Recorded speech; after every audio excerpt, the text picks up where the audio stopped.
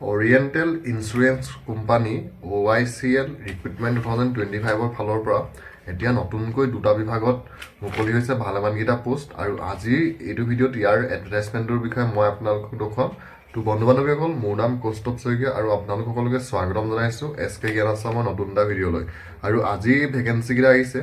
Oriental Insurance Company Limited OICL Recruitment 2025 ফালৰ পৰা total আপোনালোকৰ দুটা বিভাগত এই পোষ্ট কেইটা ওলাইছে প্ৰথমটো হ'ল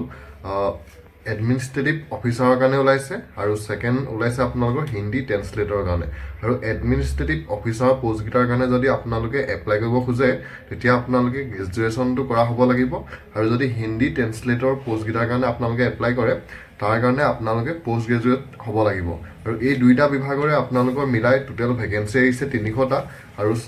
সবতকে বেছি ভেকেন্সি আছে এডমিনিষ্ট্ৰেটিভ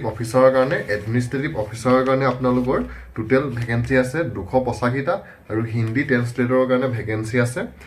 15টা আৰু এই দুইটা বিভাগৰে আপোনালোকৰ এটাৰ কাৰণে গ্ৰেজুৱেচন বিচাৰিছে আৰু এটা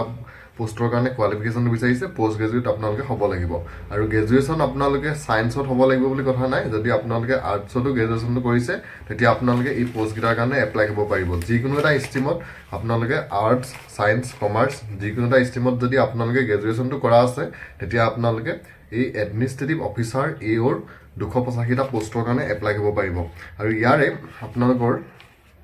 অনলাইন এপ্লাইটো বৰ্তমান আৰম্ভ হোৱা নাই বৰ্তমান অনলাইন ইয়াৰ এডভাৰটাইজমেণ্টহে আহিছে অনলাইন এপ্লাইটো আপোনালোকৰ এপ্লাই হ'ব আৰম্ভ হ'ব 1 ডিসেম্বৰৰ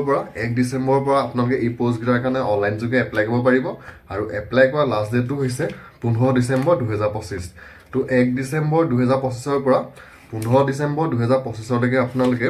Oriental Insurance Company Limited ফালৰ পৰা আহা এই এডমিনিষ্ট্ৰেটিভ অফিচাৰ আৰু হিন্দী অফিচাৰ এইকেইটা পোষ্টৰ কাৰণে এপ্লাই কৰিব পাৰিব আৰু ইয়াৰ অনলাইন এপ্লাই কৰা অফিচিয়েল ৱেবছাইটটো হ'ল orientalinsurance.org.in এইটো ইয়াৰ অফিচিয়েল ৱেবছাইট আৰু এই ৱেবছাইটটোতে গৈ আপোনালোকে এই পোষ্ট কেইটাৰ কাৰণে এপ্লাই কৰিব পাৰিব আৰু ইয়াৰ যোনটো সিলেকশ্যন প্ৰসেছ হয় সিলেকশ্যন প্ৰসেছ প্ৰথমে আপোনালোকৰ ৰিটেন এক্সাম হ'ব